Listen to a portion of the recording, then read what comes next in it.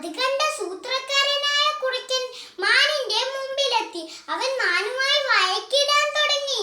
ഇത് എന്റെ പുഴയാണ്, ഇതിലെ വെള്ളം എനിക്ക് മാത്രമുള്ളതാണ്, അതിനാൽ നീ കുടിച്ച വെള്ളം തിരിച്ച് ഈ പുഴയിൽ തന്നെ നൽകണം, കുറുക്കൻ ആവശ്യപ്പെട്ടു. ബുദ്ധിമാനായ പുള്ളിമാൻ പറഞ്ഞു, നീ പറഞ്ഞത് ശരിയാ, നിന്റെ പുഴയിലെ വെള്ളം ഞാൻ കുടിക്കാൻ പാടില്ലായിരുന്നു.